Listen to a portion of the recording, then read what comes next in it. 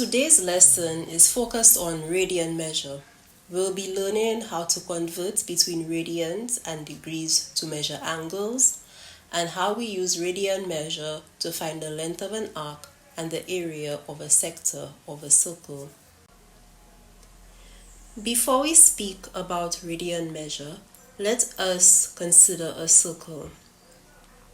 The circumference is the distance around the circle, or in other words, it is what we draw to represent a circle. The radius is a straight line which joins the center of the circle to any point on the circumference. The arc is a part of the circumference, and two radii and an arc will enclose a sector of a circle. The angle formed between these two radii we call the angle subtended by the arc. Now these terms are important when we're going to discuss the topics in this lesson. The first section is measuring angles in radians.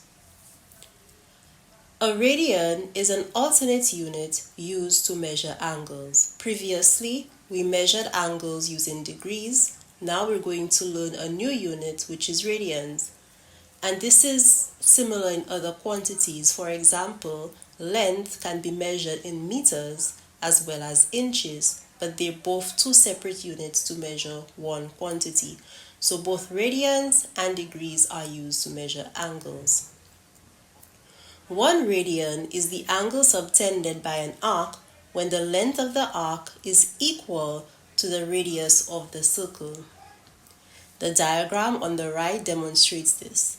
So we have our sector enclosed by 2 radii, and when the length of the arc is the same as the radius, then this angle subtended by the arc is equal to 1 radian.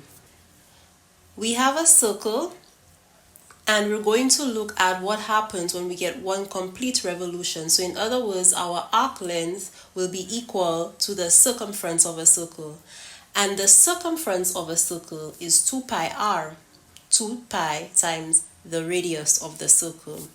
If each arc of length r, or each arc which has a length equal to the radius, corresponds to a sector angle of 1 radian, then we can say that one complete revolution, or as we know before as 360 degrees, will have a value of 2 pi radians. That also means that 180 degrees is equal to pi radians. Now let us look at the formula for calculating or for converting between radians and degrees. Our first formula to convert from degrees to radians, we have our angle in radians will be equal to the angle in degrees times pi divided by 180, because pi radians equals 180. And to do the reverse, to convert from radians to degrees, we multiply by 180 divided by pi. So let's look at an example. We're asked to convert 120 degrees to radians. And the way we do so is by multiplying 120 degrees by pi over 180 degrees. And if we use the techniques that we learned in primary school, we would know that 60 is common to 120 degrees and 180, leaving us with 2/3 pi radians. Now let's convert pi on 12 radians to degrees. To convert from radians to degrees, we multiply by 180 divided by pi. And again, if we simplify our fractions, 12 can go into 180 15 times and the pi's will cancel out. As we can see there, these are techniques we learned in primary school. Then our answer will simply be 15 degrees. Now we can pause here and do our practice exercise, the first section, and we're going to practice how to convert from degrees to radians. The next section is the length of an arc, And we're also going to look at the area of a sector. The length of an arc has the following formula. The length of the arc is equal to the radius times the sector angle, and this formula is only applicable when we're dealing with radians. It does not work if the angle is measured in degrees. Find the length of the arc when r equals 5 centimeters and the angle subtended at the center is pi on 6. So we simply substitute our values. 5 will be the radius, pi on 6 is already in radians, so therefore theta is pi on 6, and when we multiply we get 5/6 pi centimeters. The area of a sector has the following formula. And if you notice in our diagram, the sector is shaded in yellow. It resembles a pizza slice. So the area of that sector will be 1/2 times the radius squared times the angle in radians. So let's use our formula in an example. What is the area of a sector with radius 30 centimeters and the angle subtended by the sector, or we should say the arc, is pi on 6 radians? So again, we substitute our values into our formula, and A will be equal to 1/2 times 30 squared times pi on 6, and when we simplify we get 75 pi square centimeters. And this is how we use the area of a sector formula. Now we're going to solve this problem. It says to find the area of the orange segment ABC of the circle. And if you look at the diagram on the right, you could see the orange segment highlighted right there. If we look at the segment, we can see that it is part of the entire sector minus the area of a triangle shaded in blue. So let's develop a strategy to solve this problem.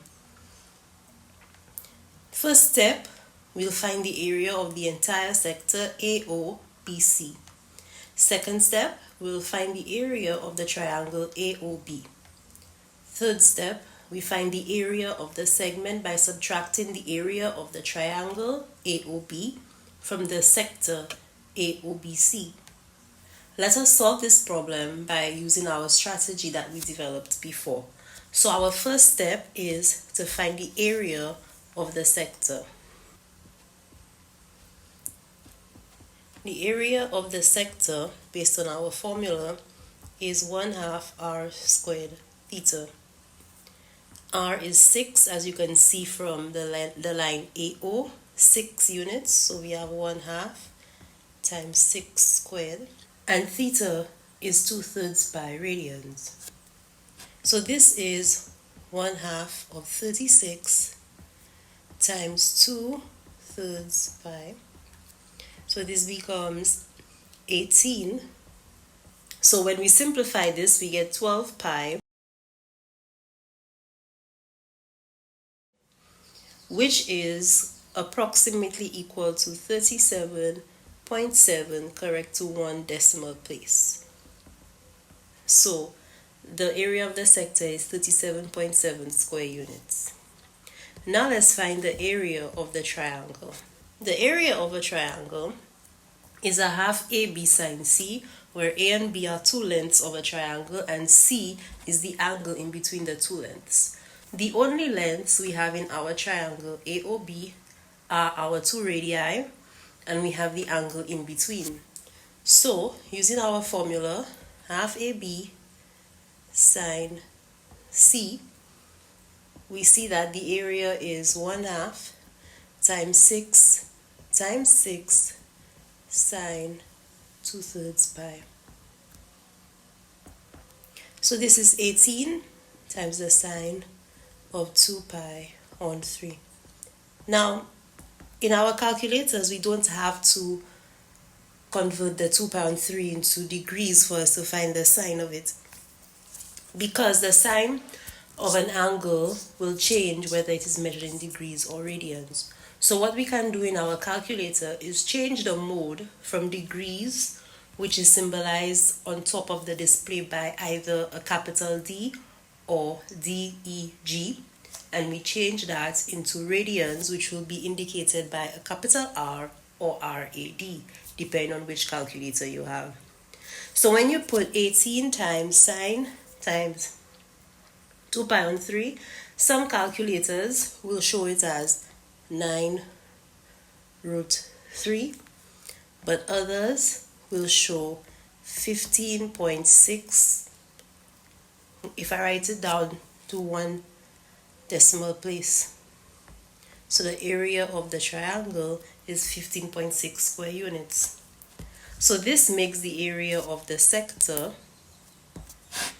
equal to 37.7 minus 15.6, which is approximately 22 square units.